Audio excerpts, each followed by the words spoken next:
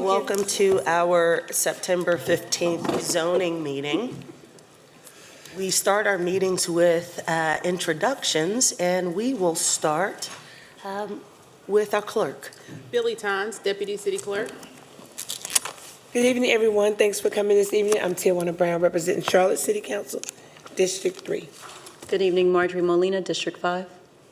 Allison Craig, Deputy City Manager. Good evening, Dante Anderson, Mayor Pro Tem, District 1. Malcolm Graham, District 2. Ed Driggs, District 7. Edwin Peacock, District 6. Good evening, LaWanna Mayfield, representing you at large.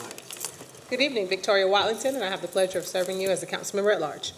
Terry Hagler-Gray, Senior Assistant City Attorney. Excellent. So we begin our meetings with an invocation as an expression and inspiration, followed by our Pledge of Allegiance. The invocation by the council member is intended to underscore our proceedings, and we celebrate the religious diversity of our entire community, including those without a religious faith. And tonight, Council Member Peacock will provide the invocation. All right. Let us bow our heads. Gracious God, we give thanks for this day and for the privilege of living and serving in the city of Charlotte. We are grateful for the many blessings we enjoy as a community, especially the growth, the opportunity, and prosperity that continue to shape our city's future. May we never take these gifts for granted, and we be ever mindful that there are other parts of this great nation where there's not so much progress as we see here, or nor is it assured. As we gather to consider matters of land use and development, grant us the wisdom and the patience. Help us to listen with open minds, speak with clarity and respect, and seek the common good in all our decisions. We ask for the courage to lead with integrity, the conviction to act justly, and a renewed sense of purpose to serve our neighbors, whether it's in this room, in our homes, or throughout our city. Bless this meeting, bless those who serve behind the scenes, and bless all who call Charlotte home. May our work today help shape a city that is much more just and vibrant and welcoming for generations to come. And all God's people said, Amen. Amen, Amen for sure. All right, let's rise for the Pledge of Allegiance. I pledge allegiance to the flag of the United States of America, and to the republic for which it stands, one nation, under God, indivisible, with liberty and justice for all. So we'll start officially the meeting by providing an explanation of our zoning process. And the process begins with applications submitted to our planning staff for review. There are cases of two types on the agenda. There are decisions and there are hearings. Decisions on cases for which a public hearing was previously held, we will have no further comment this evening. But for hearings, anyone wishing to speak is asked to see our clerk before the start of that particular hearing. And we'll go through the staff's presentation, and that has no time limit. And the petitioner, that is those who are in favor of the petition, get 3 minutes combined to present their case unless one of two conditions occur. One is there is opposition signed up to speak, or if staff is in opposition, the petitioner gets 10 minutes, the opponent gets 10 minutes, and then the petitioner is provided a 2-minute rebuttal. If no one is opposed or signed up to speak, staff provides a short presentation, the hearing is closed, and we move forward. So at this time, I will pass it on to our zoning committee chair, Chair Wilton, who will introduce his committee and provide greetings. Thank you, Mayor Pro Tem, and thank you, members of the council. My name is Douglas A. Welton, and I am the chairman of the Zoning Committee for the Planning Commission. Allow me to introduce the fellow members of my committee, and they include Melissa Gaston, Aaron Shaw, Teresa McDonald, Robin Stewart, Carolyn Millen, and Michael Caprioli. The Zoning Committee will meet on Tuesday, September 30th at 5:30 p.m. At that meeting, the zoning committee will meet to discuss and make recommendations on the petitions that have a public hearing here tonight. The public is welcome to come to that meeting, but please note, it is not a continuation of the public hearings that are being held here tonight. Prior to that meeting, you are welcome to contact us and provide any input that you would like. You can find contact information for the zoning committee and information about each one of the petitions that is being heard tonight on charlotteplanning.org. Back to you, Mayor Pro Tem. Thank you, Chair Wilton. Okay, so we will begin with our consent agenda items. Rezoning petition items 3 through 15 may be considered in one motion, except for those pulled by a council member. And please note the following criteria. Mayor Pro Tem, would you like to proceed with the deferrals? Yes, I'm sorry. Yes, we'll do that. So we do have a few items that have been deferred this evening, and I will pass it over to staff to speak to those. Thank you. We have one decision up for deferral, item number 16, petition 2025-027. Petitioner is Mission City Church Freedom Communities, requesting a deferral of their decision to October 20th, 2025. Then we have 3 hearings requesting a deferral, all to October 20th, 2025. The first being item number 20, petition 2025-025 by Angelo Tillman. Item 21, petition 2025-030 by Tryon Advisors. And petition 2025-063, which is item number 27 by Northwood Raven. Thank you. Can I have those repeated, because I could barely hear? Yeah. Yes, I can give you the item numbers if you like. It is item number 16 in the decision section, as well as for hearings, items 20, 21, and 27. Thank you. Okay, did everyone capture that? All right, is there a motion to defer the one decision and the 3 hearings? So moved. Second. All right, motion and second. All in favor, raise hands. Any opposed? That is unanimous. Thank you. So we will move on to the actual consent agenda items, which are items 3 through 15. And these will be considered in one motion unless a council member requests to pull them. The following is criteria around our consent agenda items. Oh, no, go ahead. Okay. The first one is it had no public opposition to the petition at the hearing. Staff recommends approval. The zoning committee recommends approval. And there are no changes after the zoning committee's recommendation. Are there any consent agenda items council would like to pull for question, comment, or separate vote? And I will start by pulling item number 13. Ms. Molina. Thank you, Mayor Pro Tem. I would like to pull item number 14 for a comment. Okay. Ms. Mayfield. Madam Clerk, you ready? 3, 5, 6, 8, 9, and 15. Okay, I heard 3, 5, 6, 6, 8, 8, 9, 9, and 15. and 15. Okay.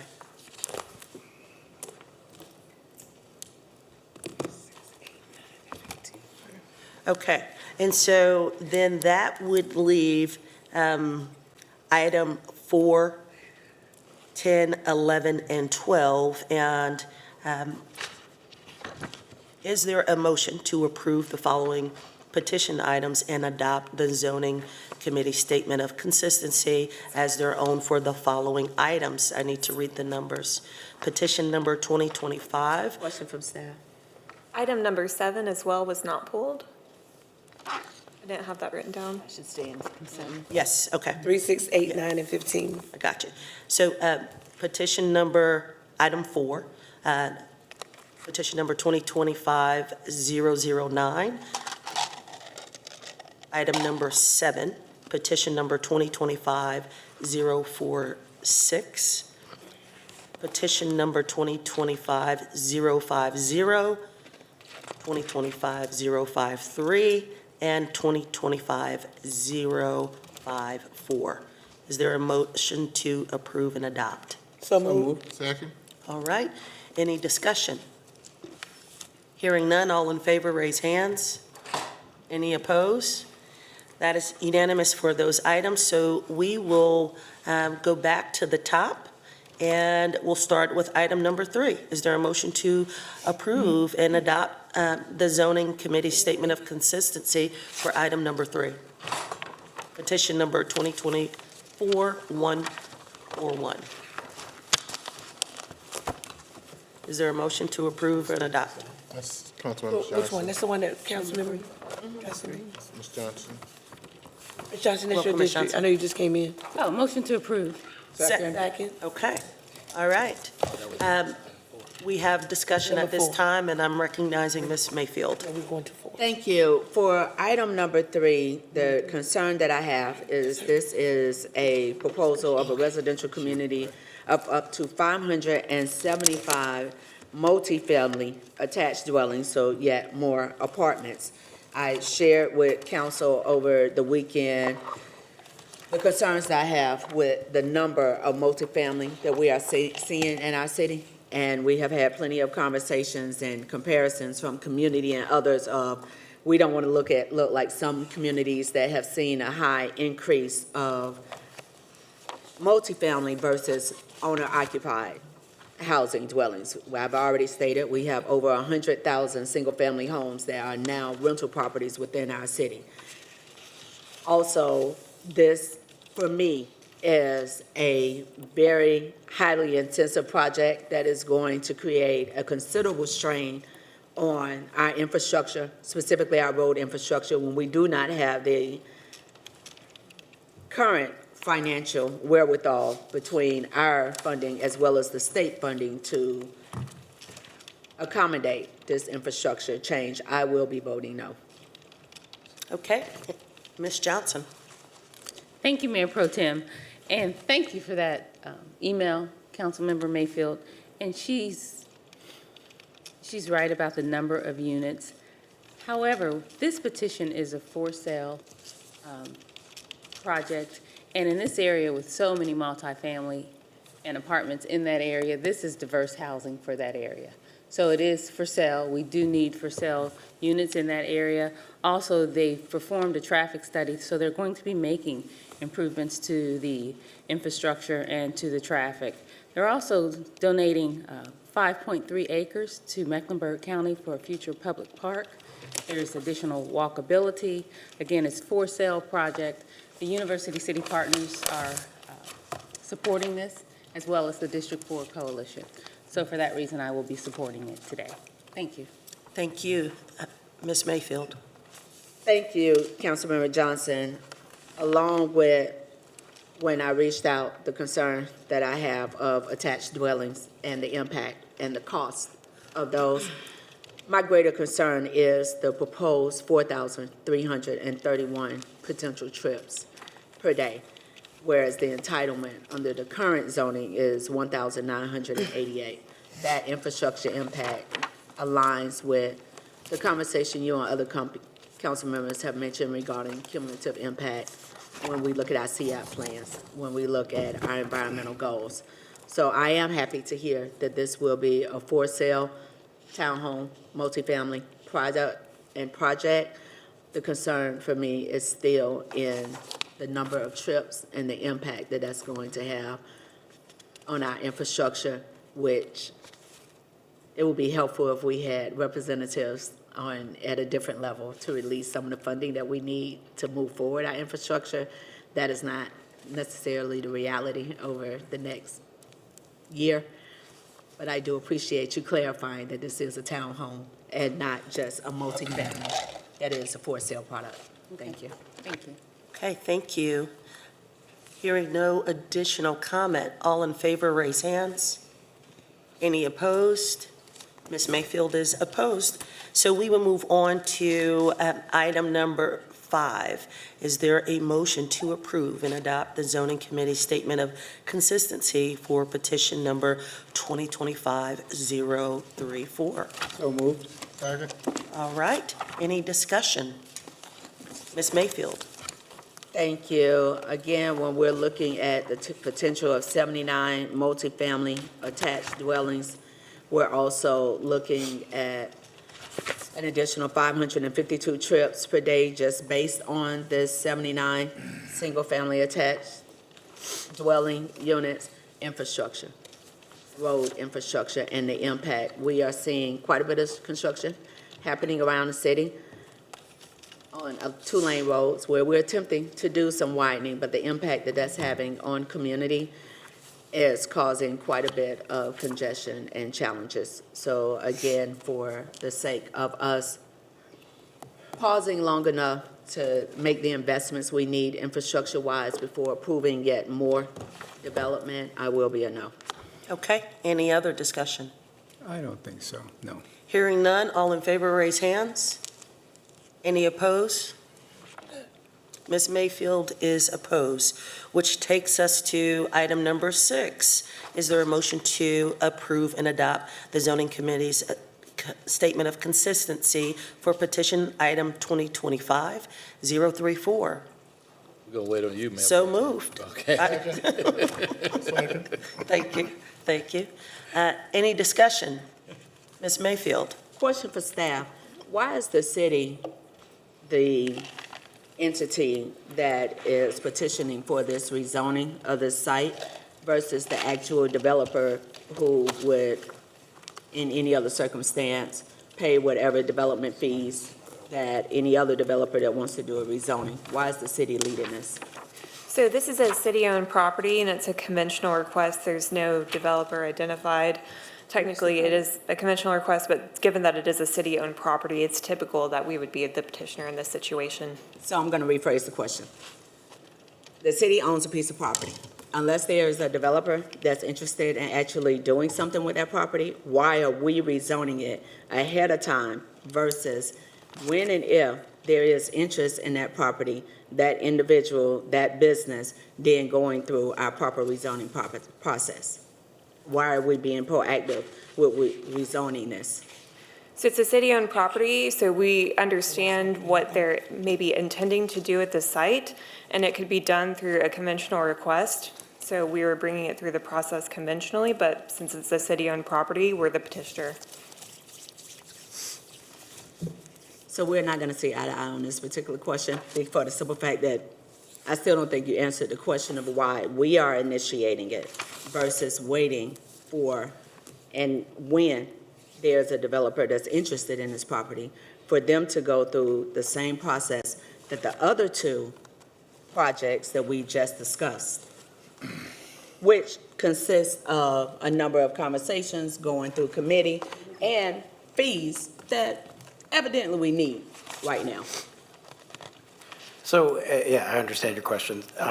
The city is looking to develop the property. They will likely bid that out. I believe it's for additional parking for the entertainment complex that's there.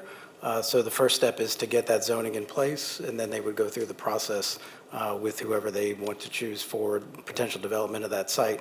It's not out of the ordinary for us to take this step. We've done it for a couple of affordable housing projects where we've zoned it N2 or R17 back in the day when we then would put it out for bid from there. So it will come back to y'all if they do go through that process for a selection, if they go through it like a bid process to develop the property. But for now, it's just to get the zoning in place so they know, who they can work with, what the standards are, what type of project they would need to consider, and then go through the next steps from there. So they haven't identified exactly who would do anything with the property, what they will do in the final, end product of it. But for now, they know they need a different zoning than what they currently have for them to even consider working with another development partner to move this property forward.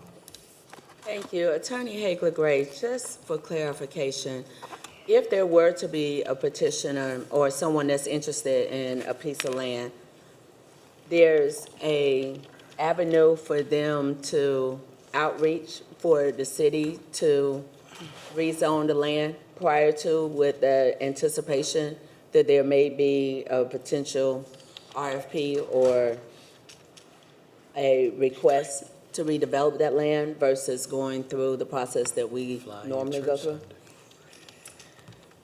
I'm not sure I understand, but I want Let me to- rephrase it. My apologies. based on what was just shared, does this give the opportunity for a potential developer to meet with staff in order for the city to rezone land in anticipation of a project they might be interested in?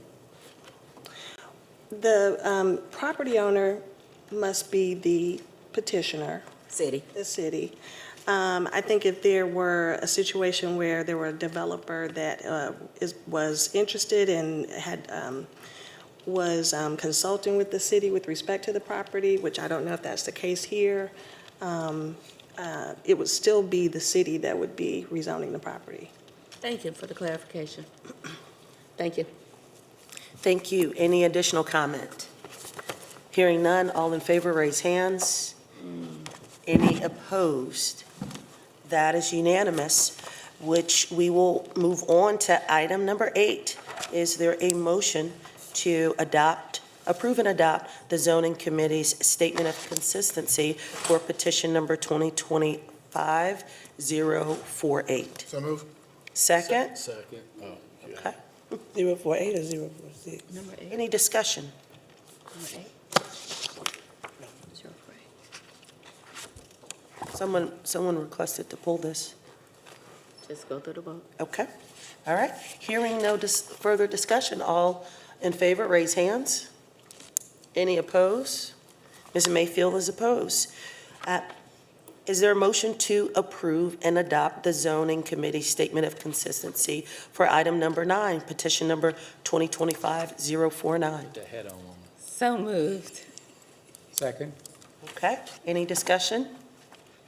Hearing none, all in favor, raise hands. Any opposed? Ms. Mayfield is opposed. Is there a motion to approve and adopt the zoning committee statement of consistency for item number 14, petition number 2025-060? We do 13? Move. Skip 13. Sorry, So number moved. 13? You 13. 13 was Oh, pulled. did we skip? Oh, I'm sorry. Yeah. Bad handwriting. Is there a motion to approve and adopt petition number 2025-055, item number 13? So moved? Second. We are. Okay. I'll start off the discussion, and we can take it from there. This petition, the community has had conversation with the petitioner and have some requests around what is meant to be on this site. And I've been in contact with them. I know other council members have as well. And so I'm going to actually make a motion, a substitute motion, to defer this item because I want to give the community an opportunity to continue to work with the petitioner.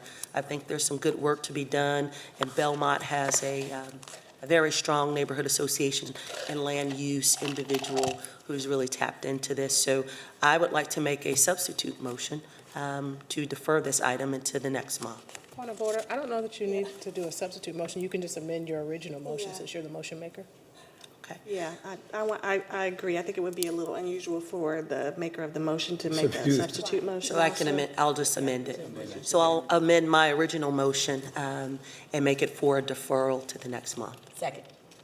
And I have Ms. Mayfield as a second. Any comment? Hearing none, all in favor for the deferral, please raise hands. Any opposed? Okay, that is unanimous. Thank you for helping me get through that. Is there a motion to approve and adopt the zoning committee's statement of consistency for petition number 2025-060, item So number moved. 14? So moved. Second? We have a motion and second. Any discussion? Absolutely. All right, Ms. Molina. Thank you, Madam Mayor Pro Tem. I want to draw some attention to this particular petition because, not for any bad reason at all. First, I want to start by thanking our partners in Mecklenburg County because this is a substantial investment in East Charlotte. This is currently a 27.47 acre park that's located on the east side of East W.T. Harris. It's just north of Albemarle Road and south of Hickory Grove Road. And what I want to bring your attention to is some of the things that it promotes, because there's one other petition in relationship to this yes that I want to highlight. So actually, oddly, something that we don't see very often, this petition is actually already consistent with the 2040 plan and the policy map, because it's actually now going to be kind of a neighborhood 2C. I'm saying these things out loud for a reason. There are public benefits in the categories of sustainability. It's a public amenity. It includes the preservation of open space, and it actually exceeds the UDO requirements. This area is largely a residential neighborhood area. Everything that surrounds it to the left and to the right is residential. It's all residential. So it's just a wealth of community benefit for healthy, safe, active, integrated, environmentally friendly, just a number of different great things. And so I can't thank our partners at the county enough. I want to hold that because in relationship to something that I'll speak about later, which is why I'm going on public record to make sure that I highlight the benefit and the proximity. This is also literally almost adjacent to Spark Central, one of our opportunity hubs. You literally can walk across the street and walk into a 27-acre park, which is on our Albemarle and Central Avenue corridor of opportunity. Ironically located on W.T. Harris, but still proximate enough for it to be a district-wide community benefit. So shout out to Mecklenburg County for your investment. Thank you for partnering with us, and I am absolutely ecstatic to say yes to this. Thank you, Ms. Molina. Any additional comment? Hearing none, all in favor, raise hands. Any opposed? Ms. Mayfield is opposed. Is there a motion to approve and adopt the zoning committee's statement of consistency for item number 15, petition number 2025-081? So moved. Second. Okay. Any discussion? Ms. Mayfield? Thank you. For staff, I'm going to ask the question again. Why is the city the petitioner on behalf of this business? Yeah, so this one originally came through maybe a year or two ago, and they were requesting a district to modify their entitlements so that they could build surface parking essentially to act as accessory to the Samaritan's Purse development. Something changed in the UDO. They needed that at the time. When they originally went through the rezoning, their current district didn't accommodate what they needed. The UDO since was amended, and we also found in a table deep within the UDO, as you do with any new ordinance, there is a small note about what can occur within an established setback.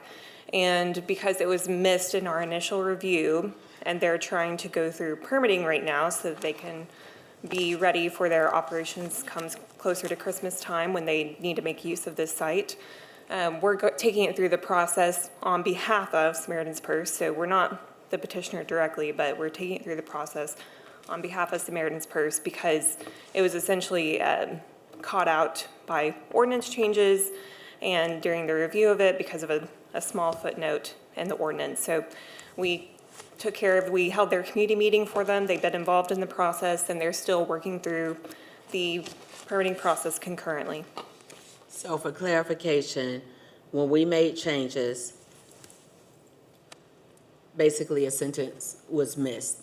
So this is to help correct for them to move forward. It's a corrective rezoning, correct, right. Thank you. Okay. Any additional comment? Hearing none, all in favor, raise hands. Any opposed? That is unanimous, which concludes our consent agenda portion of the meeting, and we will move forward with decisions, beginning with agenda item number 17. Is there a motion to approve and adopt the zoning committee statement of consistency for agenda 17 as it appears on our agenda? So moved.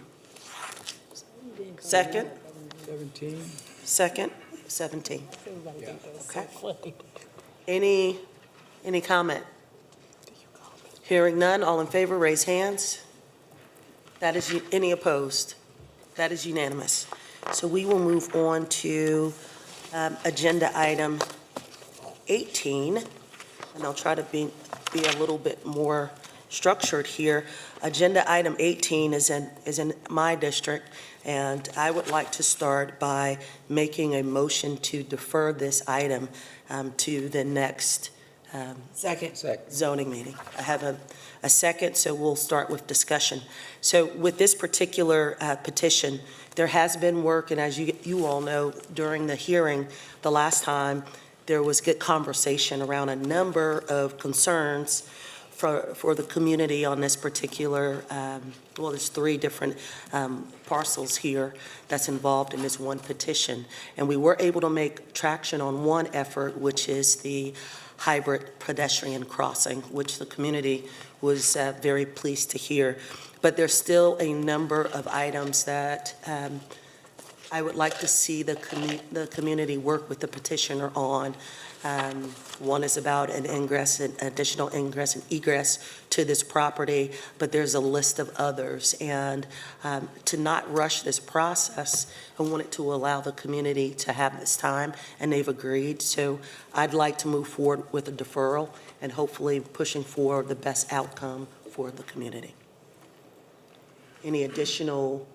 Let's do it. Okay. Hearing no additional commentary, all in favor of deferring to this item until next month's zoning meeting?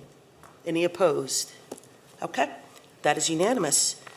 We will move on to agenda item number 19.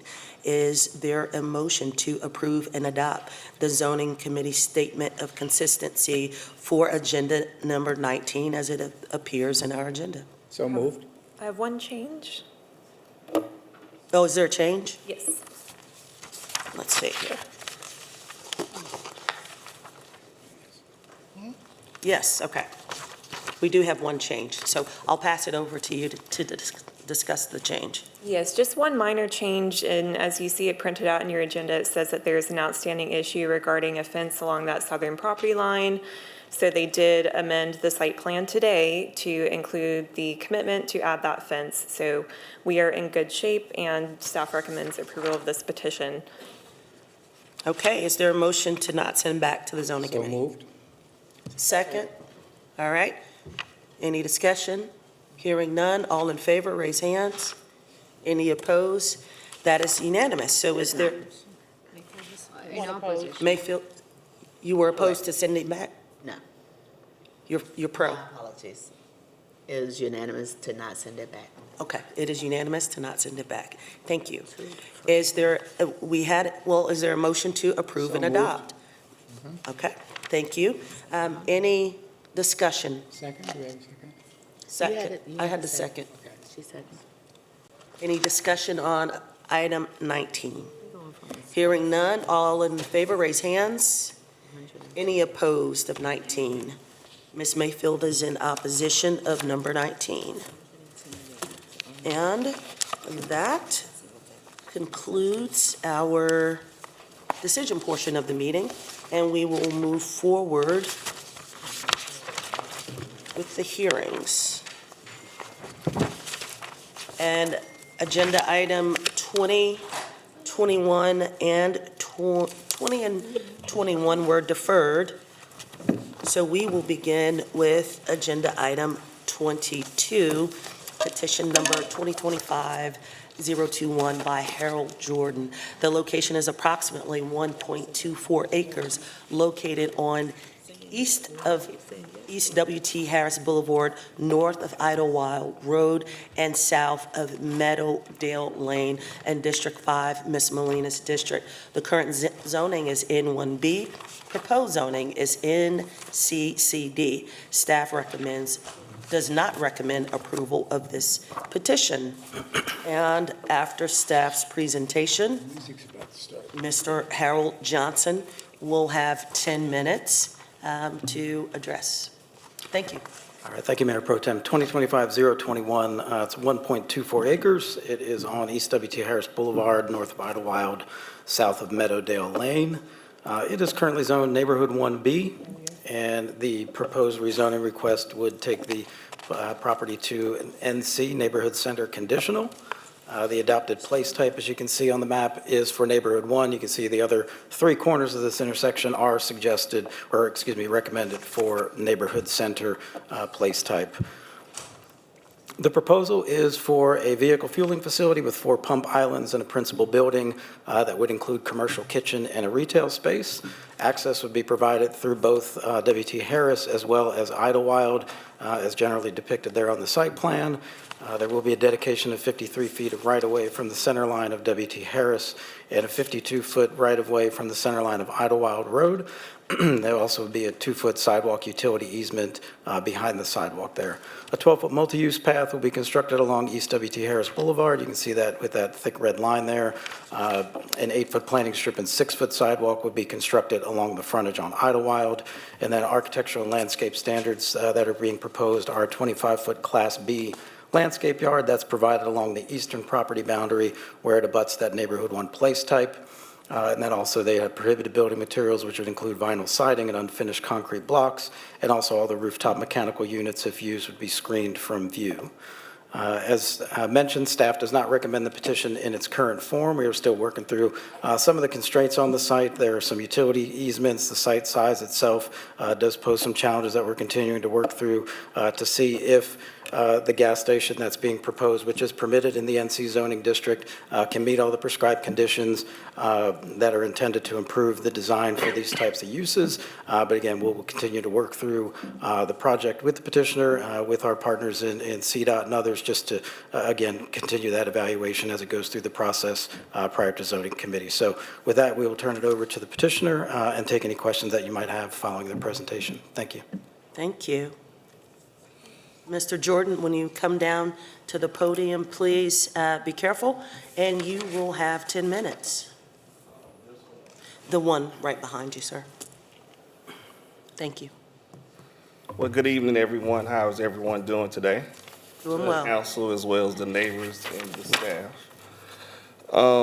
With our particular project, my client has, this gas station will provide a service to the community. As of right now, on W.T. Harris in this corridor, the closest gas station is across the street, but we have a median in the middle of the road.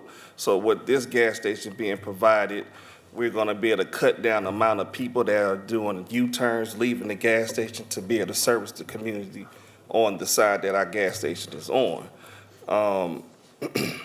We do have a couple of issues that we still are working out with staff as far as the landscaping of the lot, but we do have already provided those particular corrections, but we just didn't make the deadline for when it had to be submitted for the comments that we received from CDOT. As of right now, the gas station will only have 4 pumps there. Our site is actually designed to be able to allow for fire truck egress as well as leaving. We are, as they just said, providing the 35-foot right-of-way as well as the 12-foot special use on W.T. Harris side. Just to keep it plain, short, and simple. But this is actually, this site, from my understanding, is still part of the 2024 from what we're rezoning our lot to be for the usage in that area. Okay, thank you. Any comment or question? Ms. Molina. Thank you, Mayor Pro Tem. I want to start by, first of all, thank you for coming tonight.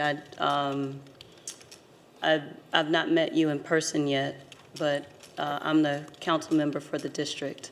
So the reason why I made the comment on the public park is because that public park with nearly 28 acres of space is 0.4 miles up the street. Yes. And so let me start with some with some general information. And it pains me to say this, but I live across the street, and I never heard anything. I didn't even get a postcard. I know what the Z means, so I already started researching it. And I was actually told that I live too far away to get a postcard, and I've lived there for 16 years. So I want to make sure that I bring that up. So I actually have to say that I agree with staff's assessment that it's just not where it needs to be. It's inconsistent with the current policy for the 2040 map because of the neighborhood one place type, right? It's currently zoned neighborhood 1B, indicating that there's a large residential area, which it is. It's highly residential. I'm only making a comment. This isn't an exchange. I mean, no. I'm familiar with the area. I grew up in the area, so you can keep on. I'm sorry? I'm not asking him a question. Yes. So, sir, just so you're aware, you can't make a comment unless I'm a sorry. council member specifically Okay. asks you a question. Gotcha. Thank you. So let me just, you guys have gotten my information about this, so I'll make sure I read it out loud. We're investing in a 27-acre park. Mecklenburg County is investing in a 27-acre park. The corridor already has multiple fueling convenience operations and advancing additional fuel uses, because the challenge isn't there being a community use, it's the fuel uses, the fuel and convenience operations where you're continuing to feed people at gas stations is the biggest problem. Where it's already a very highly residential area, this is implying that the person who leaves the 27-acre park with their family to go for a walk, there are no restaurants, and there's only 2 grocery stores within a 5 to 10 mile radius. So the only place you take your kid to get some water or something to eat is a gas station that is, got a food component to it. That's what the CD is, right? So NCCD, the CD allows the gas station to be able to prepare and sell food on the inside. That's the second portion of it. Let me just go down because this is a very long set of notes. So I know that the UDO team is actively reviewing audio-oriented uses in centers, and this would be a neighborhood center place type. But I think this particular gas station, it's premature. Again, it doesn't align with what I feel like planning should be for this particular area. I mean, I think it's almost an oxymoron to say that you're going to give a 27-acre park and 2 gas stations within less than a mile radius. We're talking like 0.9.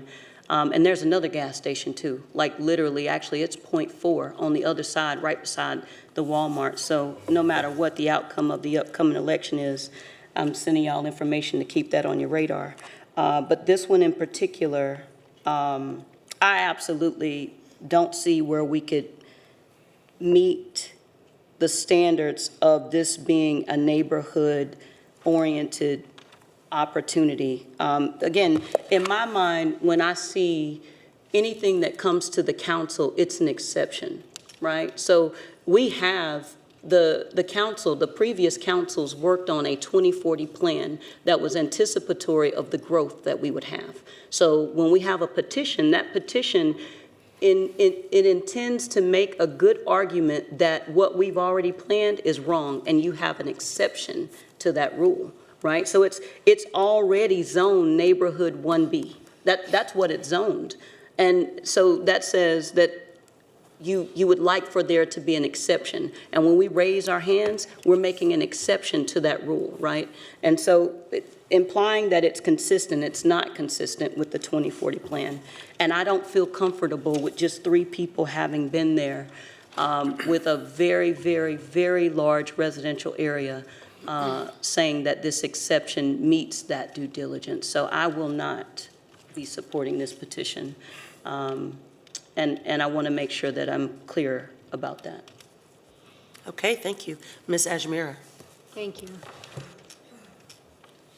So my question is for staff.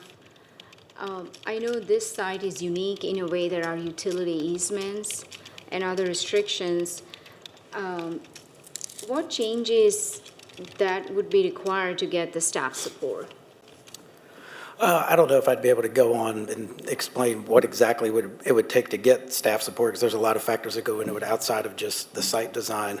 As the Councilmember Molina alluded to, we are looking at an inconsistent petition, so we have to weigh those factors in, contextual factors. There are some ordinance things that they could do with, trying to get us some clarity on some of the screening, again, how they're going to deal with that utility easement, some of the access points that we have asked some questions about. But as far as saying what exactly needs to be done and provide a list of what it would take to get staff support, I wouldn't be in a position right now to be able to communicate that, because again, there's a lot of other factors than just the site plan that goes into it, and some of the things that once we see that revised site plan, then we'll go back and start to do that full evaluation again prior to zoning committee in a few weeks. So again, not really sure I can provide that in a good list form for you. Sure. Thank you, Mr. Breton. So for Mr. Jordan, you mentioned that you had missed the deadline to submit the revised site plan. Yes. So what's the difference between the plan that you submitted that's in front of us versus the revised site plan? It was. Okay, go ahead. Okay, I'm sorry. It go was, ahead. it was a couple of items that need to just be cleared up so they could be legible and be readable. It was a bunch of real minor things, just making sure that we're showing the 12-foot special use passageway. Wasn't nothing really major. Okay. And then calling out the center line of the right-of-way from the, from Idlewild Road as well as East W.T. Harris. Okay. I'm looking at notes here from staff in terms of outstanding issues prior to public hearing, transportation, and site and building design. Have they been addressed? Mr. Breton? Again, we will get those on the revised plan. On revised plan. Yeah, we can't Okay. accept plans 4 weeks before the hearing, so they may have made some changes that they'll submit to us. The deadline for that will be this Thursday. Okay. We'll take a look at that, and then again, even if there are things that, identify and address some of those outstanding issues, there's the whole policy side of things that we still have to go through that analysis. And Mr. Jordan, I know there are 3 people that attended. I agree with Councilmember Molina. That's very low attendance. What's been their feedback? Have you seen or have you heard any opposition to this? Well, one main thing, one neighbor asked for us to be able to provide a wood fence. It's our client, it's our neighbor, that's the Jehovah's Witness that owns a lot of the land behind us. But then one person raised a concern that if y'all have a wood fence, that might give the kids an opportunity to hide behind the fence, eating, throwing trash. But my client, they clean up their property daily and actually have a cleaning crew that comes out weekly to keep the properties clean and everything. And then we do have security cameras throughout the facility as well as the exterior. Well, I look forward to reviewing staff's comments on the revised site plan, and I'll continue to work with District Councilmember Molina on this. Well, that's all I have. Thank you. Thank you. Any additional comment? Mr. Driggs? I just want to say I've discussed this with Councilmember Molina, and I think she is doing her duty as a district rep, looking after the interests. I agree with her analysis, and particularly if you don't have staff support, I just have to caution you, the path from here to an approval is bumpy. And I hope that before this comes up for a vote, you will satisfy yourself as to the likely outcome of that vote and not set yourself up for disappointment, because it's not in a good place right now. Thank you. Thank you. Any additional comment?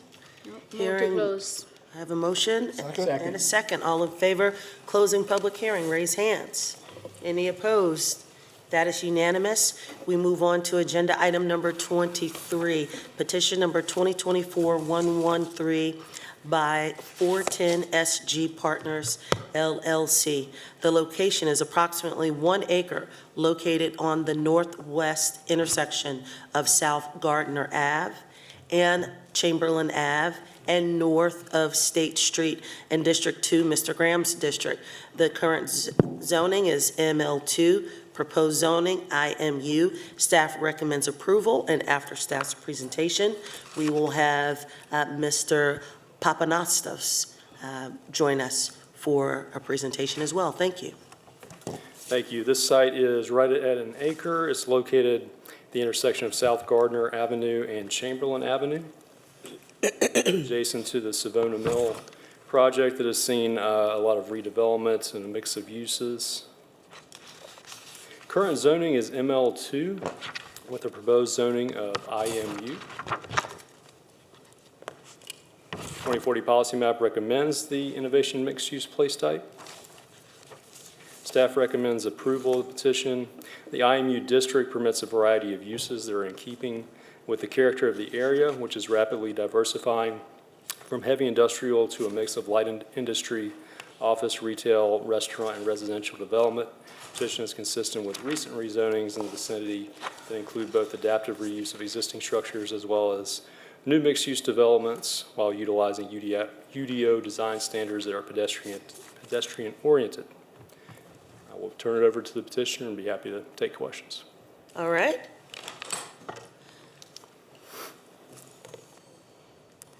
When you get to the podium, you will have 3 minutes. Welcome. Okay. Thank you, Madam Mayor Pro Tem, members of council and staff, and the committee. Thanks for having me tonight. I'll be very brief. This might be the most straightforward thing I've ever done. So I'm here to take questions if you have any. This is a 1-acre site, as staff mentioned, 10,000 square foot building. The improvements to the shell have almost been completed. We're about 95% of the way there. So we're bringing this rezoning into kind of the modern day. This was a heavy industrial site. At one point in time, 30 acres. We owned the entire site and have kept this property and another property across the street from it, which is currently zoned under the master rezoning MUD conditional. We're looking to do things in this building that complement the neighborhood: retail, office, studio space, food and beverage. Thank you. And did I pronounce your last name correct? Yeah, great. Excellent. I just wanted to make sure. Any comment? Close public hearing. Second. All right. All in favor of closing public hearing, raise hands. Any opposed?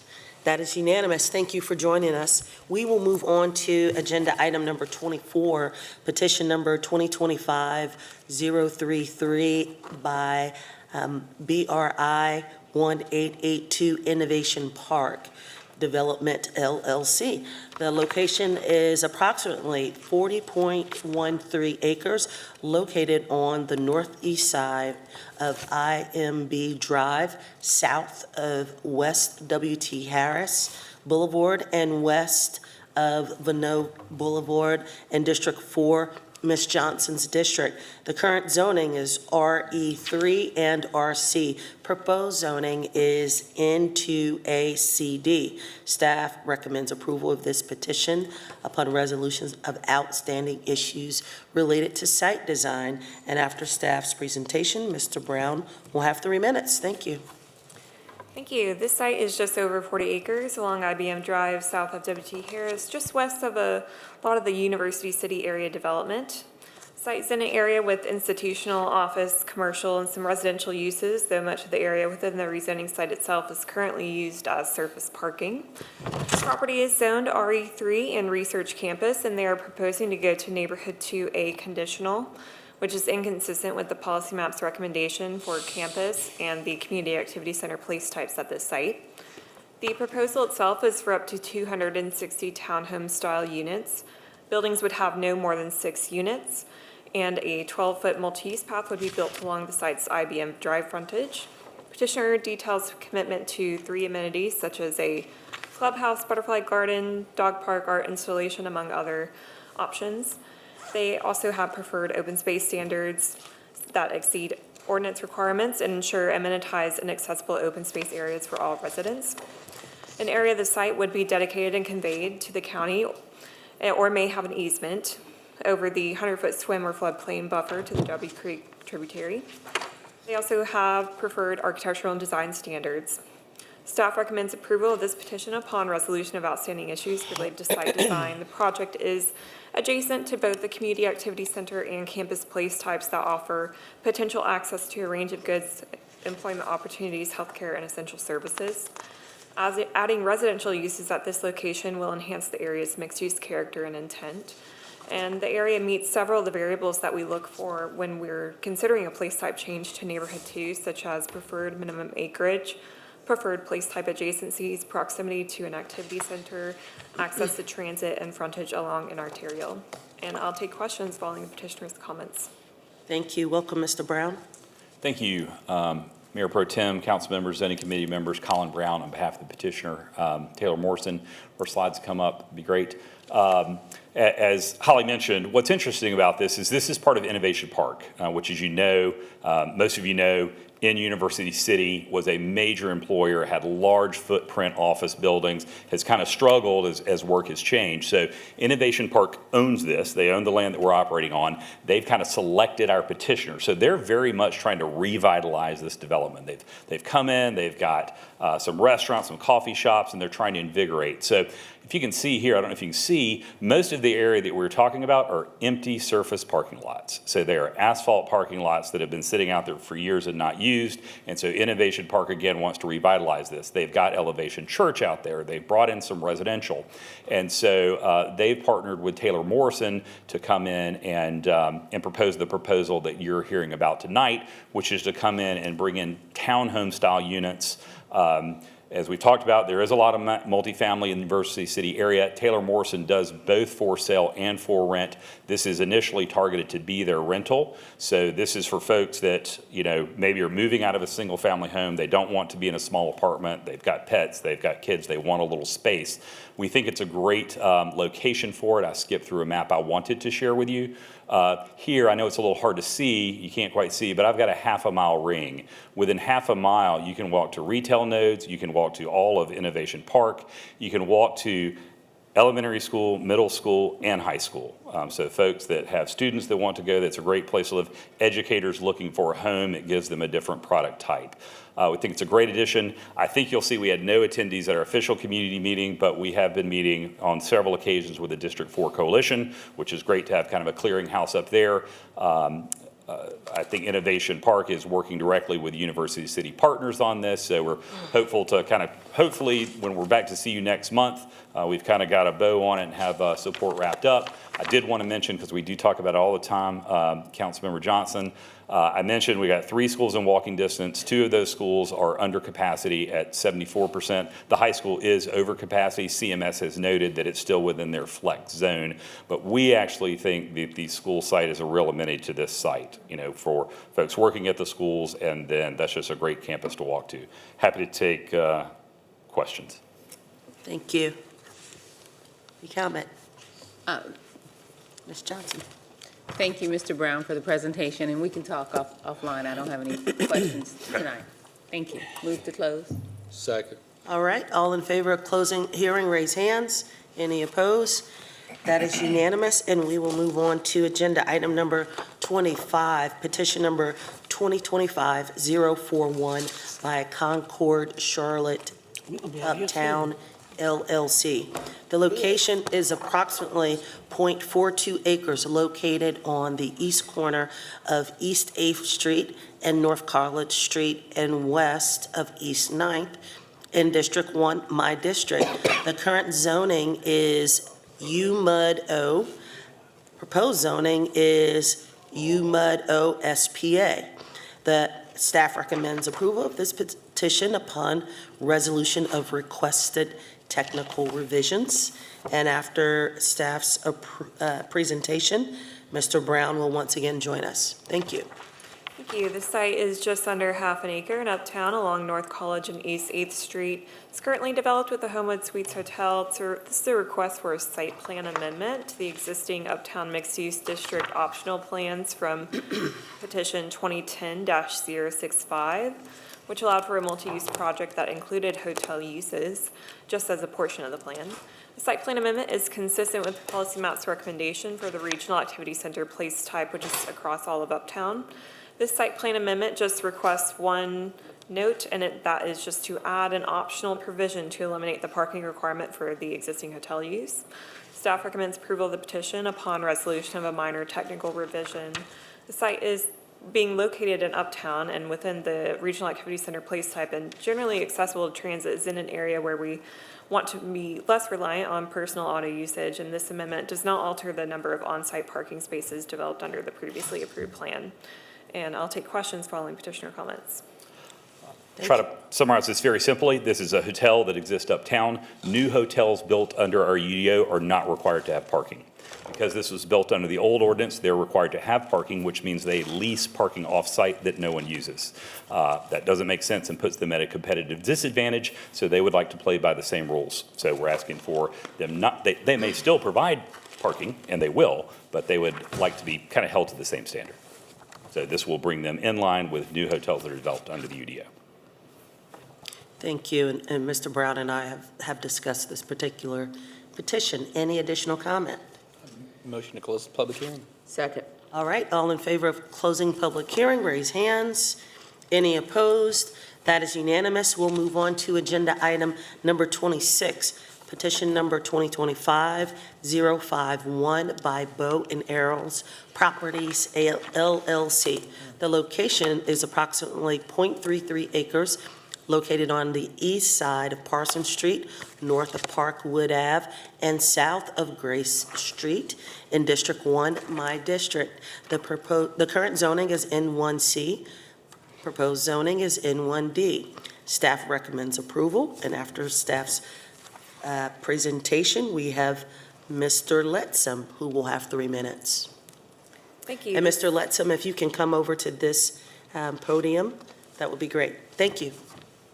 The site is approximately 1/3 of an acre located along Parsons Street, north of Parkwood Avenue, near the vicinity of the plaza, near Plaza Midwood Historic District. In an area where we have predominantly residential zoning, but as well as a lot of commercial zoning and commercial entitlements and development along the plaza just east of the site. It's currently zoned Neighborhood 1C, and they are proposing to go to Neighborhood 1D, which is consistent with the policy map's recommendation for the Neighborhood 1 place type at this site. This is a conventional petition with no associated site plan. Staff does recommend approval of this petition. It's situated among lots with typical lot dimensions that are approximately 50 feet in width for most of the adjacent properties. And the lot areas in the direct vicinity typically range from 7,000 to 8,000 square feet. And so just for reference, this site has a lot width rather than 50 as most of its neighbors, a lot width of 85 feet and a lot area of just under 15,000 square feet. So those are significantly larger dimensions than we're seeing in the neighboring properties. The N1C and N1D zoning districts allow for the same single-family residential uses. The only difference are limited to dimensional standards such as lot width. The minimum lot width in N1D is 40 feet as opposed to 50 feet in the N1C district. So it would allow for slightly more flexibility in those dimensional standards, but would maintain the same single-family intent as well as the allowed uses that currently exist under the N1C zoning. And I'll take questions following petitioner comments. All right. Mr. Letsom, welcome. You have 3 minutes. Thank you. I'll be very brief, but just wanted to make myself available for questions. But thank you to the council for taking the time to hear our petition today. This project is pretty straightforward. We intend to build two single-family units on what is currently a one large lot area. And so that's really the only difference and why we've asked for the zoning change. I see you had 3 individuals at the community meeting. Were they individuals from the Villa Heights community, and did they raise any concerns? There were not a lot of questions at the community meeting. We had a couple people reach out before the meeting. They called us and we spoke to them individually. That really the concerns that came up were, are you going to have single family dwellings or versus multifamily? We also had a question about what about the trees on the property, as there are quite a few mature trees. The fortunate part, and part of why we're going for the variance, is the trees are mostly around the perimeter of the lot. So we would be able to build 2 single-family homes and still maintain almost all of the trees that are currently on the lot. So that's very attractive as well, because it fits in with the character of the neighborhood, and we view it also as not just environmentally friendly, but a selling point, because most new homes, they come down, they flatten everything on the lot, and then they put up a house, right? And you lose those mature trees. So we're definitely going to do everything we can to keep almost all of the mature trees on the lot, because they're around the perimeter. Thank you. Ms. Johnson? Thank you. I just want to understand, so you would be demolishing one single-family home and building two in its place? There's actually nothing on this lot today. It's an Okay. empty lot. Okay, thank you. Ms. Mayfield?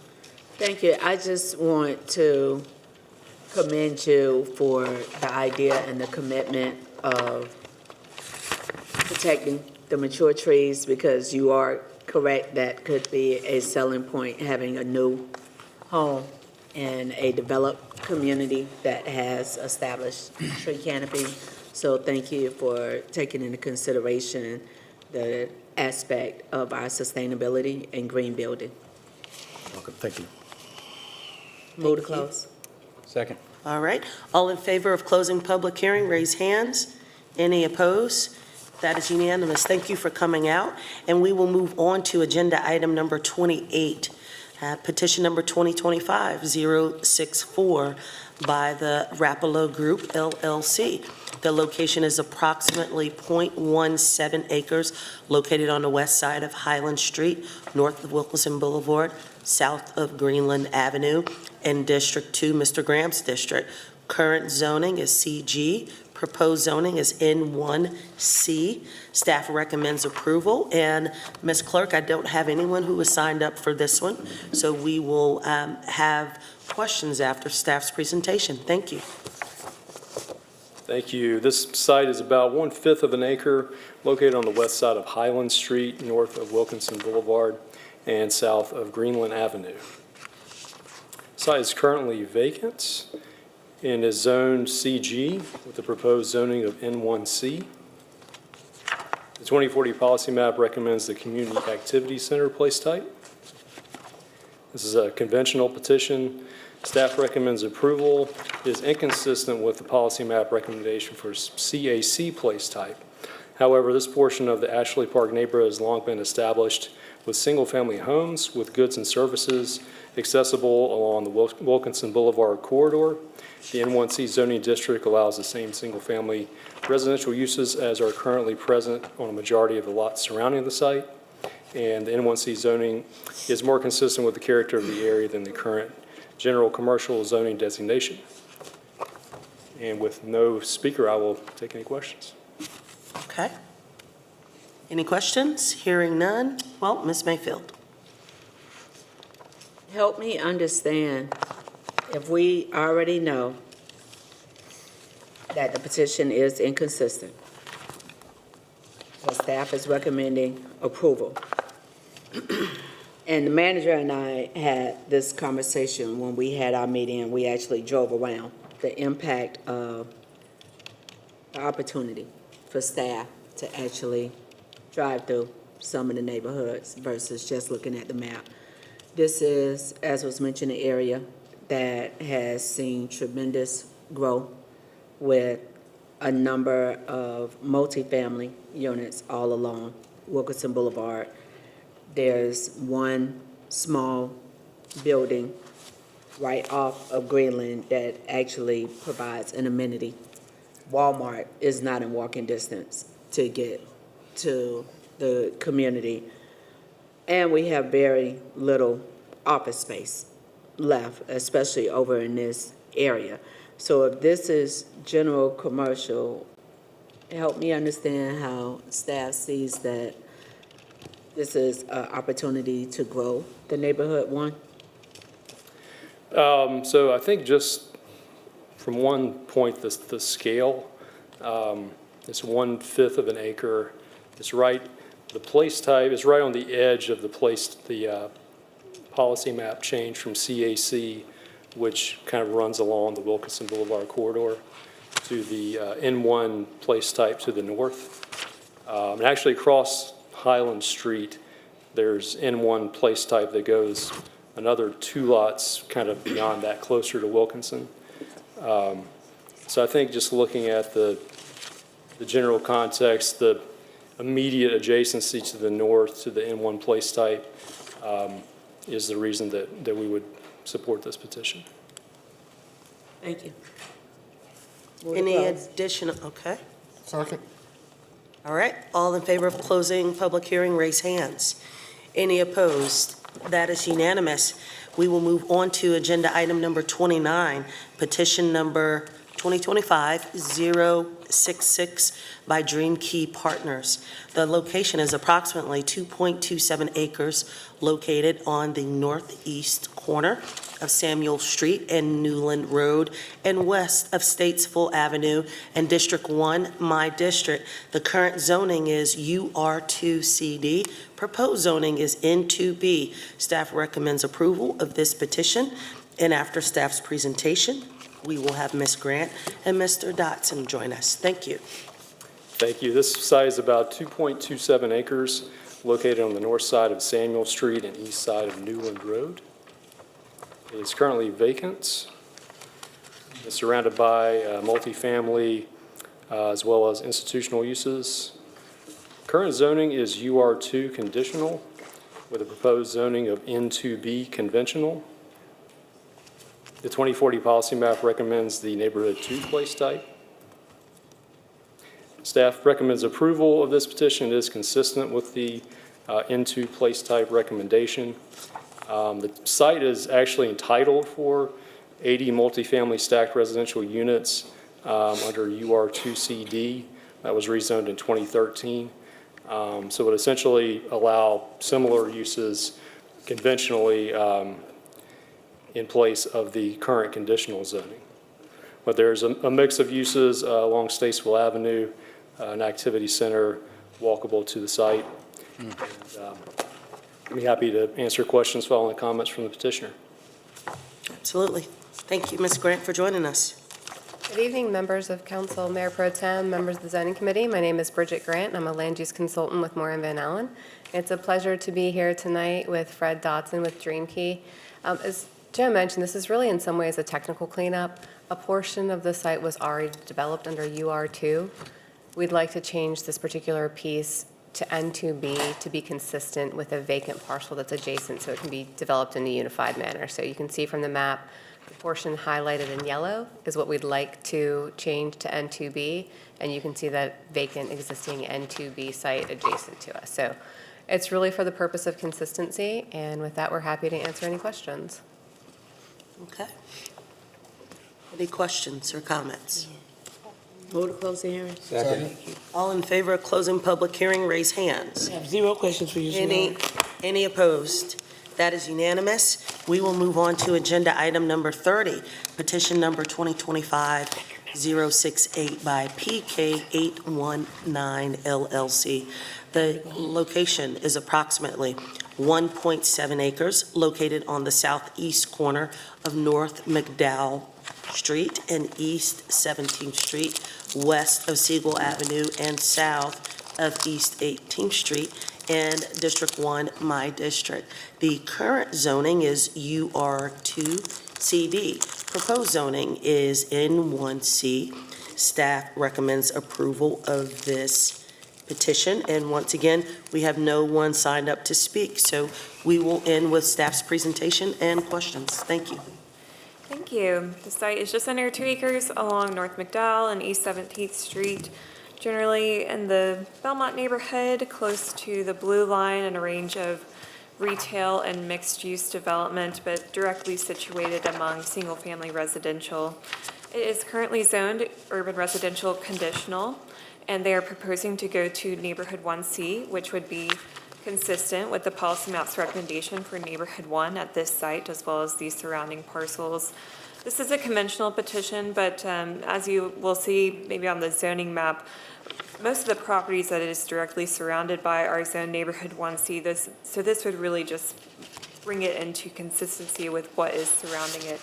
That previous UR2 plan was for 5 single-family attached units along the lot, and they're just looking to do something that would have entitlements similar to what's already on the ground there. It does have close proximity to, of course, the Blue Line, as well as Sugar Creek Greenway and other transit opportunities, as well as retail in the area. We don't have any outstanding issues with this petition. I'll take questions. Okay. Any comments? Move to close the hearing. I have a question. Ms. Johnson? Thank you. I just wanted to ask staff why this one was being presented as conventional versus conditional. Is conventional, they're requesting neighborhood 1C, and that is consistent with the policy map's recommendation for neighborhood 1. That also matches the entitlements of everything surrounding it. So it's compatible with what's already in the entitlements of really the entire block that it's situated in.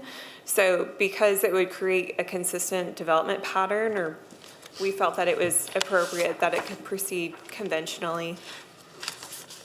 Okay, thank you. Thank you. I had a motion and second to close public hearing. All in favor, raise hands. Any opposed? That is unanimous. So we'll move on to agenda item number 31, petition number 2025-069 by Northwood Raven.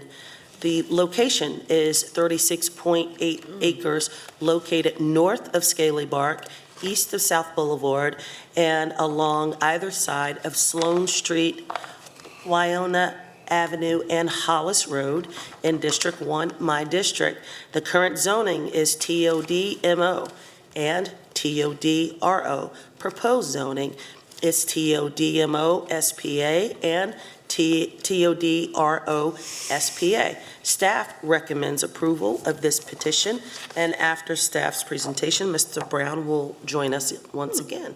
Thank you. Thank you. Located near the Scaly Bark Station, this nearly 40-acre site is requesting a site plan amendment. And I will just call out here, because the mapping is going to be for a really large area. I think in the maps that you'll see for zoning committee and moving forward, when it comes back to you for decision, it's going to be limited just to parcel L, which we'll highlight here shortly, which is just a small portion of the site. But I'll get into it. Its current zoning is a range of 2 different TOD districts, and they're just looking to do a site plan amendment to it. And that is consistent with the policy map's recommendation for an activity center across the site. There's a neighborhood 2 place type also recommended for the site, but it's not for the portion that this site plan amendment would be applicable for. The site plan amendment proposal request is for specifically just realistically one note that's requesting to reduce the minimum square footage of a retail building to 12,000 square feet, down from 25,000 square feet. And this is just going to apply to parcel L right here at the very bottom of the screen. So again, we'll have mapping updated to just limit the rezoning site to that area, as they have submitted a change form request as part of their rezoning documents. But appearing before you tonight is the entire site that originally went through the rezoning. Staff does recommend approval of this petition. We have no outstanding issues. We believe that this change is fairly minor and maintains the intent of the original request. And generally, community activity center place types encourages retail uses like these and doesn't specify specific square footages. So we think this is appropriate and consistent with our policy guidance, and I'll take questions following petitioner comments. Mr. Brown? To simplify, Colin Brown on behalf of the petitioner, thank you. To simplify and take away some of the mystery, the TOD zoning district requires a lot of transparency. That is very difficult for grocery stores. When this petition was approved 15 years ago, there was a provision written in essentially for grocery stores, as long as they were above 25,000 square feet, they could have relaxed standards. 15 years later, a grocery store wants to come, but it is a smaller grocery store. And since it's less than 25,000 square feet, we don't meet the note. So we'd like to modify the note to accommodate a smaller grocery store. Had a huge turnout from the neighborhood because they saw a 40-acre site. Once we explained what they were doing, I think everyone was pretty happy. And so, as Holly said, we're going to bring that down to just this parcel. So I think this makes a lot of sense and has a lot of support. Absolutely. And I'll just start it off by saying Mr. Brown and I have been speaking about this for quite some time.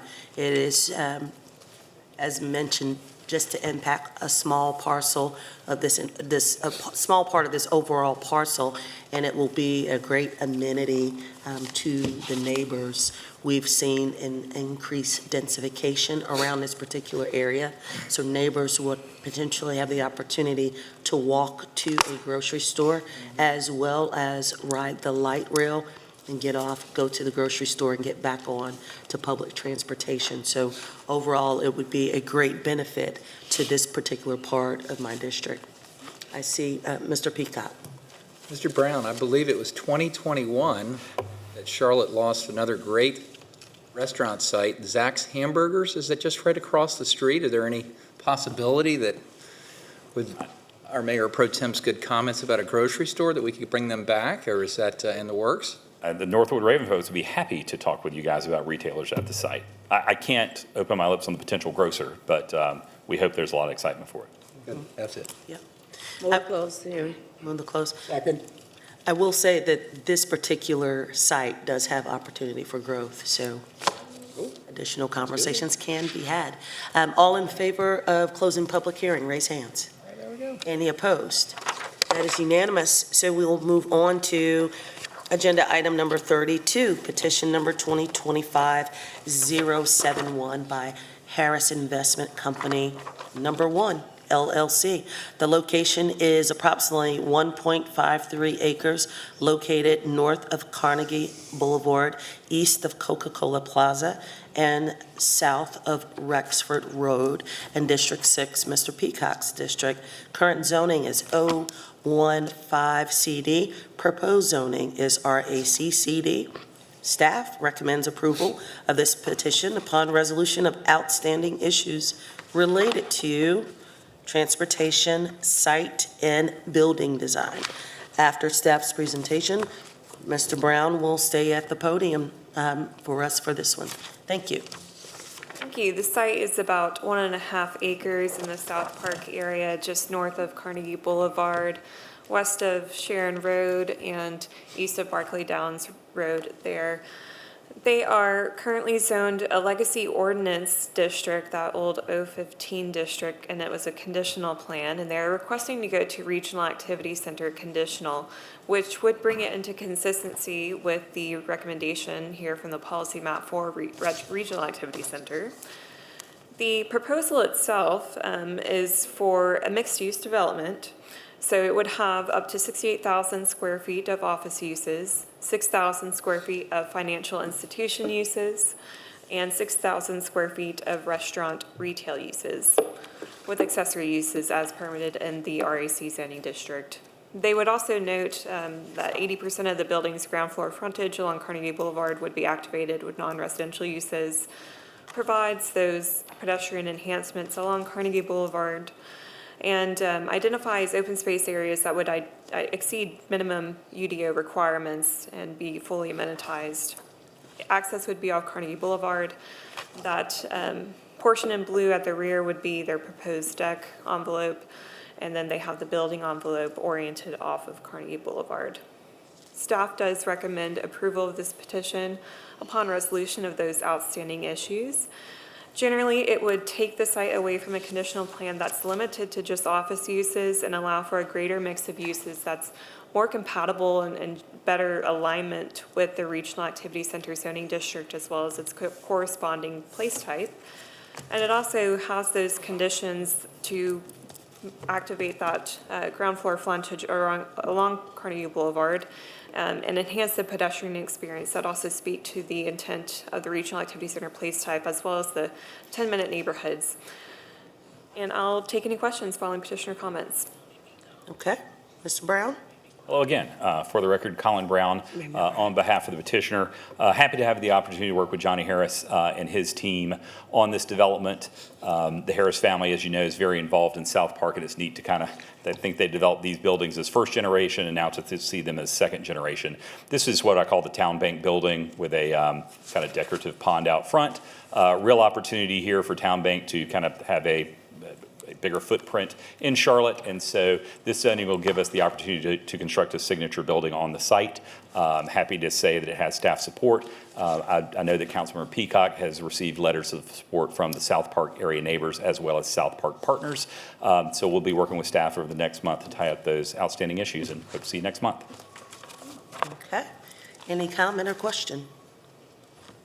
Hearing none? Move to close. Move to close the public hearing. Second. All in favor of closing public hearing, raise hands. Any opposed?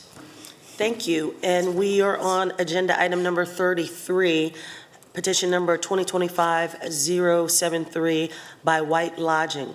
The location is approximately 0.68 acre located at the northern corner of the intersection of South Tryon Street and Bland Street in District 3, Ms. Brown's district. The current zoning is TOD-UC. Proposed zoning is TOD-UCEX. Staff recommends approval of this petition upon outstanding citation. We will have Mr. Brown again. Thank you. Thank you. This site is about 2/3 of an acre located east of West Bland Street and west of North Tryon Street. It's currently vacant in kind of the heart of the South End District. Current zoning is TOD UC with a proposed zoning of TOD UCEX. That is an exception district that allows for quantitative requests that would be balanced by community benefits to be offered by the petitioner. The 2040 policy map recommends the Regional Activity Center place type. The proposal would allow for all uses permitted in the TOD UC district, has an accessible recessed parking space along the site's West Bland Street frontage, upgrades the alley and sidewalk connection along the northwest property boundary, dedicates a sidewalk utility easement to the back of the sidewalk, requests the following EX or exception provisions. Allow the future right-of-way to terminate at the future back of curb. An 8-foot amenity zone and 8-foot sidewalk would be included within a sidewalk utility easement. To allow a 2-foot encroachment into the 20-foot setback for an 18-foot setback on South Tryon Street and West Bland Street. To allow for a below-grade parking structure and underground vault within 2 feet of the future right-of-way at back of curb, and to allow an enlarged curb cut and driveway along Bland Street for ingress and egress of vehicles for pedestrian drop-off. Petitioner offers the following community benefits as justification for the EX request. And the sustainability category commits to building design that meets or exceeds LEED Silver standards, that is leadership in energy and environmental design, for the building standards. And from the city improvement category, provides an enhanced pedestrian drop-off area with decorative pavers on West Bland Street.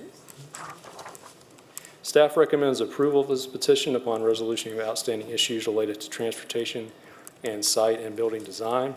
And I did specifically wanted to highlight an outstanding issue that staff is requesting the petitioner work with CDOT for an off-site transportation improvement that would enhance the streetscape in the surrounding area.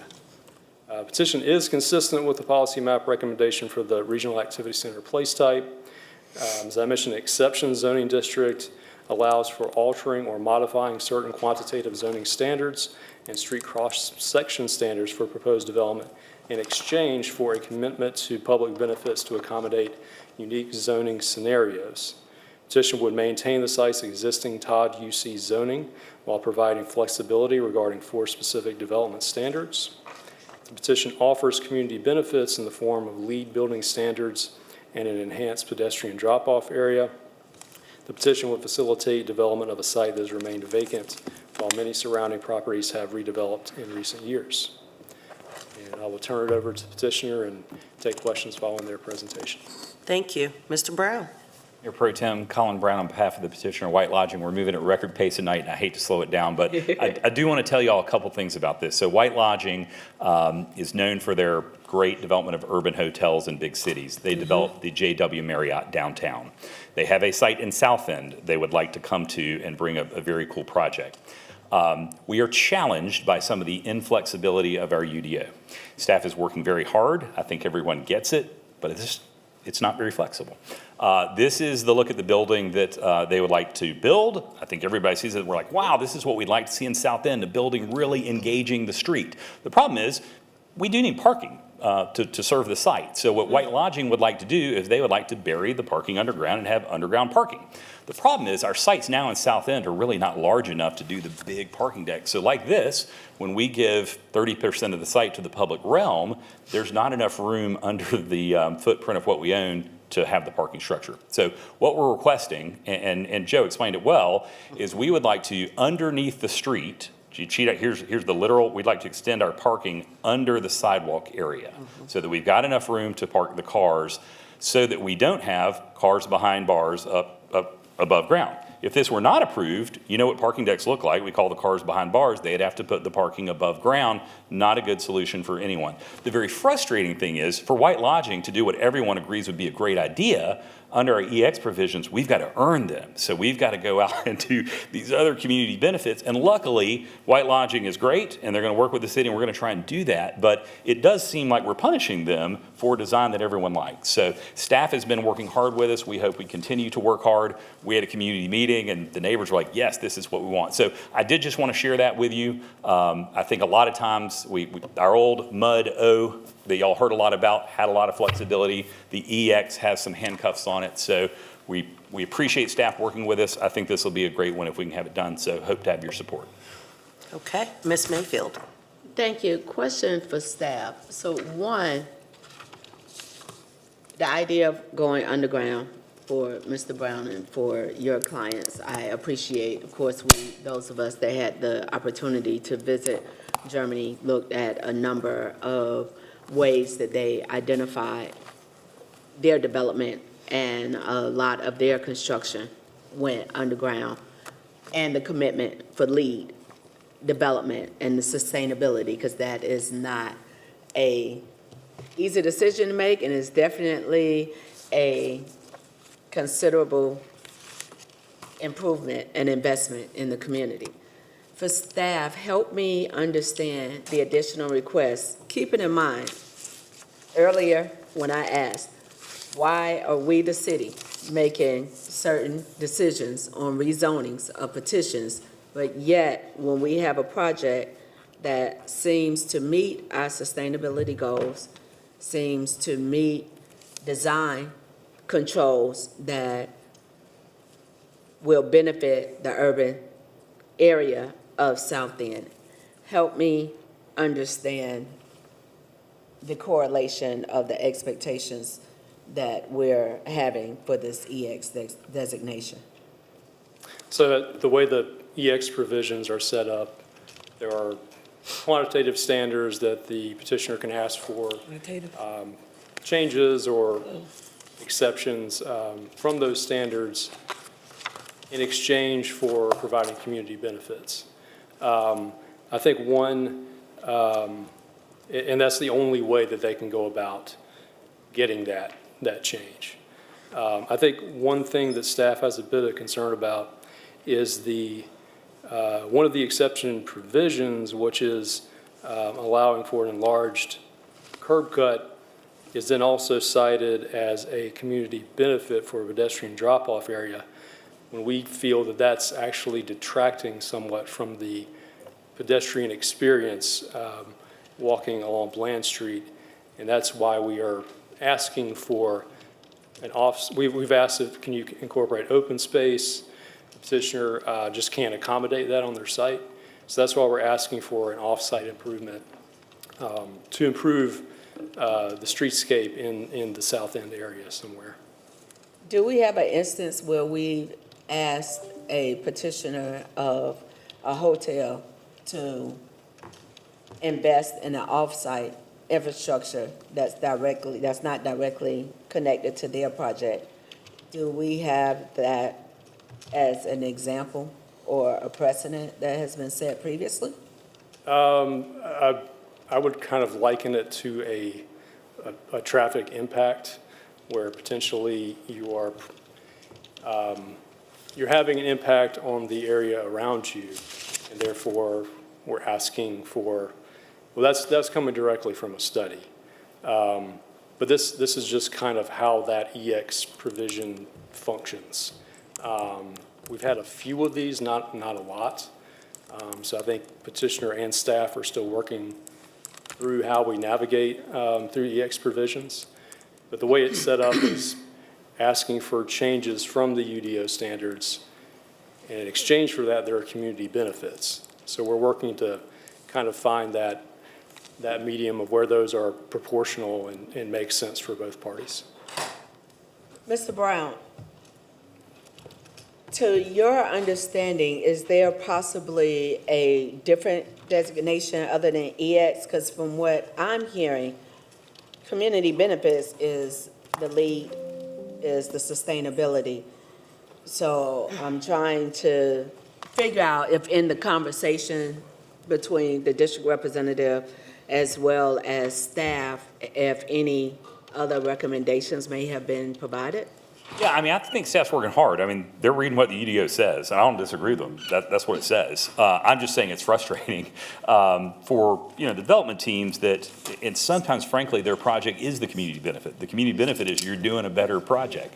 So I think staff gets it. I mean, we've talked about it, and so I think we're working on, and we're going to get there on this one. This is just, I wanted to give you an example. This is a tremendous project, and I think staff sees it too, and we're just hamstrung by the way the ordinance is written, and so.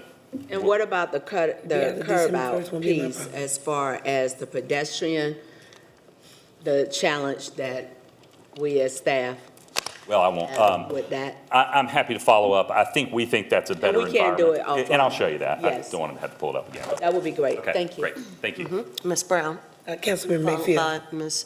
Johnson. Oh, yeah, Councilmember Mayfield, it's always a pleasure for your senior knowledge. But if it's after December the 1st, you can talk to the new district rep about that. I don't think I'll have to worry about that, Mrs. Collins. It won't be my problem after December the 1st. Oh, I think this is District 1 too, so you might, or am I wrong? No, it's District 3. You might be off the It's hook. on Oh, it is 3. It's on the border. Okay, Yeah, sorry. but yeah, it's Yeah, officially. it's a shared. By the time they finish Okay. that, it's gonna be Sorry. 1 and 3. Y'all figure that out. Sorry. No problem. Anything else, Ms. Brown? No, move on to the Okay. next person. Ms. Johnson? I just wanted some clarification, Mr. Brown, and maybe this question's for Allison.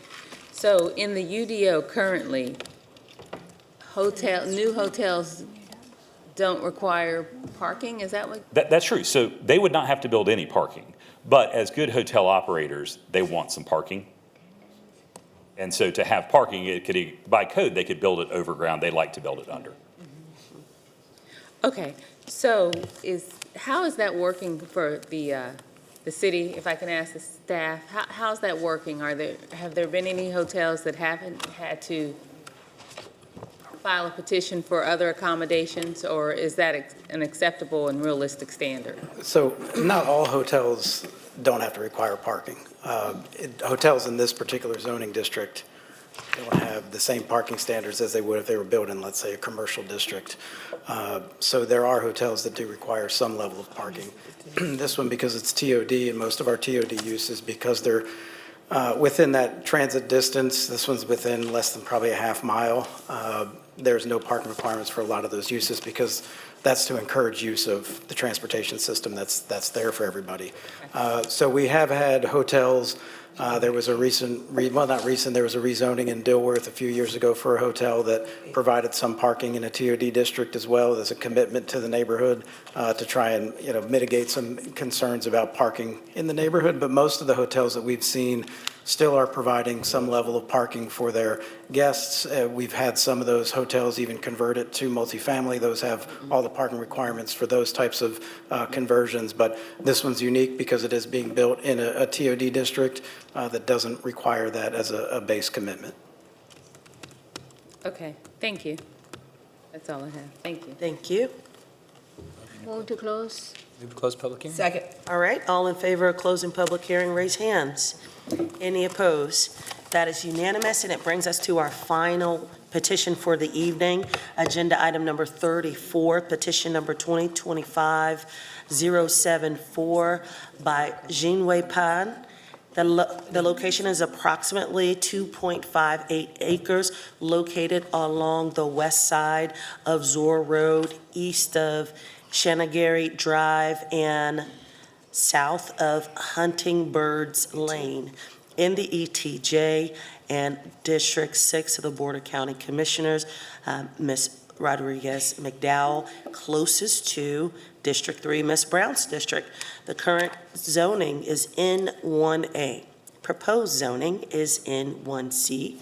After staff's proposal, Mr. Lakshmi Puram will join us, and you will have 3 minutes. Thank you. Thank you. This site is just over 2.5 acres along Zor Road near the Palisades, also on the border with South Carolina here, so at the very edge of our city and our state. It is currently zoned Neighborhood 1A, and they are proposing to go to Neighborhood 1C.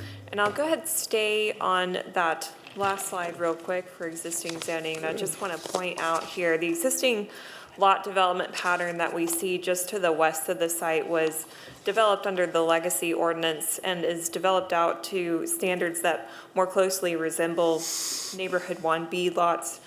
So it is zoned Neighborhood 1A, but I just wanted to give a comparison of, in terms of the size of the lots, what it would look like if it were related to the UDO standards today. So this is a conventional request with no associated site plan. The Neighborhood 1C request here is consistent with the policy map's recommendation for Neighborhood 1. Staff does recommend approval of this petition. That proposed zoning represents a slight increase in intensity over existing N1A entitlements and provides an opportunity for a mix of housing types. The abutting development, as I just explained, more closely resembles Neighborhood 1B type lot areas and lot widths. So this is similar to what you could liken to a one-step increase in terms of the entitlements along the site's western edge. Primary differences between the Neighborhood 1A and Neighborhood 1C or even Neighborhood 1B districts is limited to dimensional standards such as lot size and lot width. And those districts do allow the same uses, so that would remain the same. And I'll take questions following petitioner comments. All right. Welcome, Mr. Lakshmi Puram. Thank you very much. This is my first time in a rezoning meeting, and I thank you all for having us here. Yeah, my name is Prad Lakshmipuram, and my partner here, Ethan, he's the owner of the site. And we just are just two individuals just passionate in real estate. So we, as she's mentioned, we're requesting for a N1C neighborhood type. Nothing too extreme to the region and the zone. Right across the state line is actually, if you look down Zoar Road, you see townhomes and other smaller footprint housing, but we are not trying to do multifamily. We're doing single-family zoning with just smaller lot requirements. With the current N1A zoning, we see that we would have, it would be really tough to fit as many houses as possible and make it affordable for the region. It's already become a little bit more, in terms of pricing, it has gone into the 400s to the 500s range. We definitely want to keep it low, offer as many houses as possible, and there's our initial entry into housing development as well. So we welcome any questions that the staff might have. Thank you. Any question or comment? Okay. We'll go, Miss. We're kidding. We have Miss Johnson. Well, we were kind of kidding, but I am going to say, this is the second petition tonight we've heard for single-family housing. That's a refresher. So thank you, and reach out to me if you see any area in District 4. It's something we welcome. Thank you. Okay. You're next. Did you have? No, I was just. Okay. So then we're going to go Miss Ashmira, and we'll end with Miss Brown. Okay, cool. Go ahead. Well, thank you. Also, welcome to the housing development world. I'd like to see more of this entrepreneurial spirit in our city. Thank you. Thank you so much. Thank you so much, Mayor Pro Tem. So I spoke to you before the meeting, and I just want to speak directly from our constituents. We definitely are excited to hear the type of development that you're doing. We need to reach out to Creekshire neighborhood and Steel Creek Associations to have a meeting, and I'll be more than happy to facilitate that with you because they want it deferred for some reason. So if we can just do a deep dive to see what their concerns are and address them accordingly and appropriately, that's how we move together on common ground. So I'll be more than happy to help you facilitate that. As a matter of fact, I'll initiate the email so we can get the ball rolling, okay? But thank you so much for everything, and thank you for being here tonight with us. We appreciate you. Thank you. Move to close hand. There's a motion to close. I have a second. All in favor, raise hands. Good, thank you. Any opposed? That is unanimous. Is there, there's a motion to adjourn? Second. All in favor? Go home. Have a good evening. Thank you. Have a great one, Thank you. everyone. Maybe you're already out the door. Record.